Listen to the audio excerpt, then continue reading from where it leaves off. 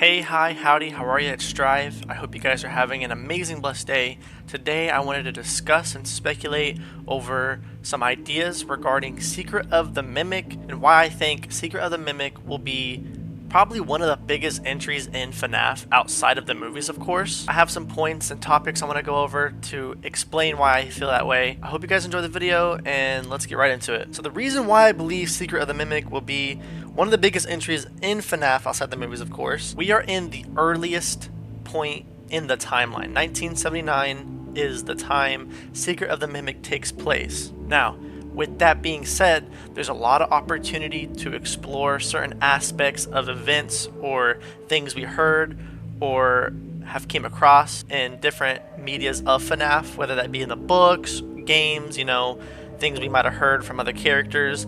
There's a lot of things that has happened or we heard of in the early days of FNAF, 1979. I'm pretty sure like 4 years later, FNAF 4 takes place, with all that. So there's a lot of potential there with Secret of the Mimic taking place early in the timeline.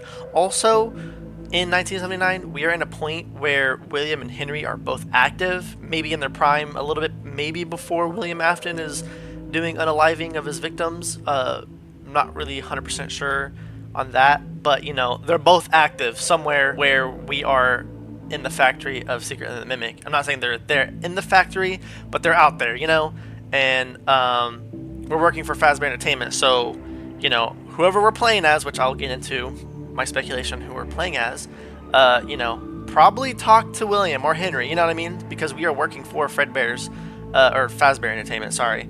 That being said, imagine if somehow, even if it's just like a small cameo, we see William or Henry. Like, we haven't seen a game rendered version of them, like, moving or active. We've heard their voices, we've seen them, but in graphic novels, and that's a little different. Like, it's still cool that we can kind of put a face or, a general idea of what they look like to these huge characters. But, like, if you really think about it, we have not seen these guys in game, right?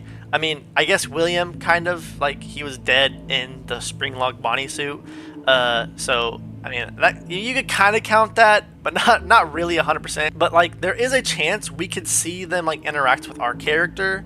And I think that would be insane. My mind would be blown away if we could see them. And that's not just why I think this is the biggest entry in FNAF. It was really just something I wanted to go over or like speculate as a cool idea. But another reason why I do think this is a big entry into the FNAF games, we're going to know really soon on if the books are canon to the game. Now, just this game alone and everything that is taking place in this game already kind of 100% confirms that the books are canon to the games.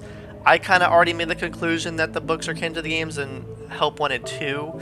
Now, I still don't know how I feel about it. I'm not like 100% opposed to it, but let's just see how this works. But the games and the books being connected together is a huge topic of discussion within the FNAF community.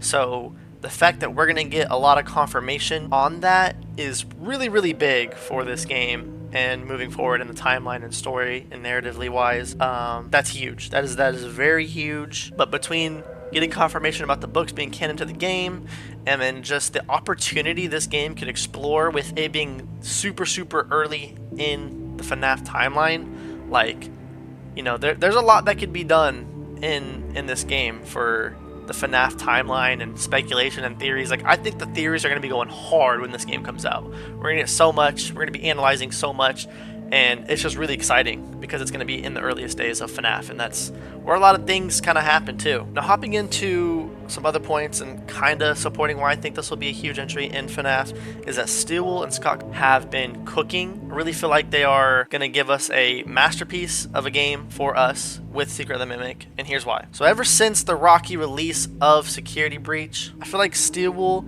and Scott have really been on it. Now, eventually Security Breach was fixed, because like bugs and all that.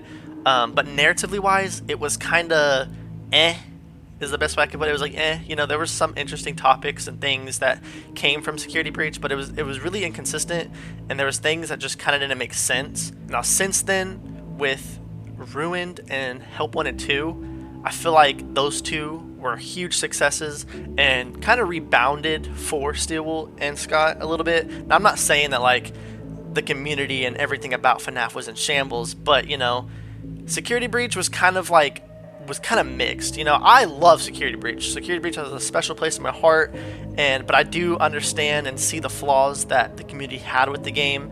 And like I said, with Ruin and Help Wanted 2, really rebounded that, and I feel like Scott and Stillwell are gonna continue that, And we did figure out why Security Breach was the way it was in an interview with Scott and Dawko. And in the interview, we found out with most things at that time that were being released, the pandemic was such a huge thing and carried a huge toll on developers and just a lot of the things in the media realm and stuff like that. Now, alongside that pandemic also was a miscommunication between Scott and Stillwell with handling the lore and things being put in the game. Now, in that same interview, Scott did say that they would be in a much better situation to continue on. And with that being said, I think Scott and Stillwell have had time to cook up something really good, both narratively and gameplay wise. I think with Ruin and Help Wanted 2, we've kind of seen that they've learned from their mistakes and are kind of working better together. Not that they haven't, just that they've learned from their past and have been working better now to prevent what happened in Security Breach.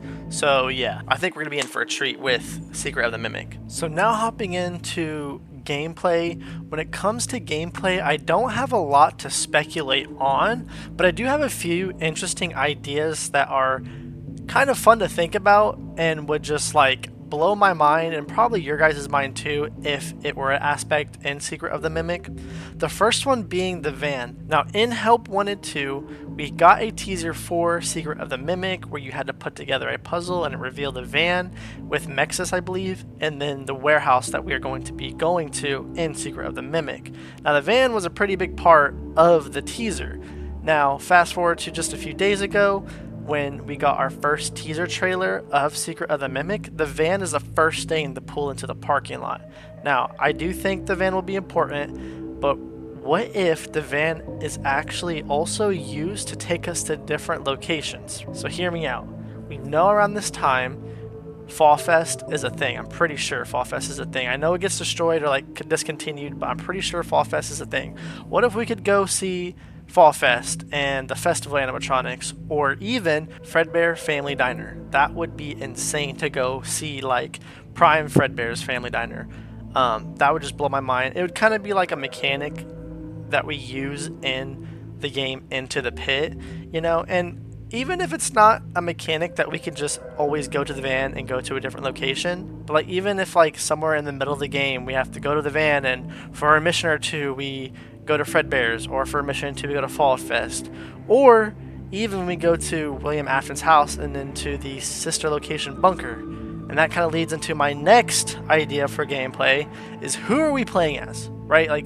Do we have any idea on who we're playing as? Because I'm not sure if that's been revealed or kind of speculated on. As far as I know, we don't know who we're playing as, so that leads me into thinking what if we're playing as William Afton?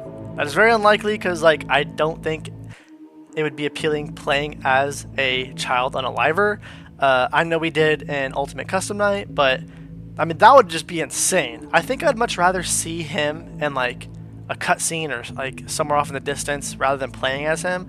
But I feel like we're gonna be playing as someone important. And the only reason I thought about us playing as William Afton was it would drive a point to go to his house and even into the sister location Bunker. I think that would just be absolutely insane. We could still end up going there somehow. I feel like most of these locations are somehow connected with tunnels at this point. But yeah, the van, being able to use the van as a sort of way to go to different locations, that would just be insane. Or us playing as William Afton, or something like that. Who are we playing as? The characters we play as in the FNAF games are a pretty big point in the games. It's always important on who we play as, and they always serve a big purpose in the games. So yeah, with all that being said, that's why I think this game will be a big entry into the FNAF games, and those are my ideas and speculations on gameplay. I do plan on talking more about Secret of the Mimic as we get closer to the release date. I do plan on doing a playthrough when it comes out, so if you guys want to stay tuned for all of that and more, go ahead and subscribe and like the video to stay tuned. I hope you guys enjoyed today's video, And I hope you guys have an amazing blessed day. And yeah, see you guys.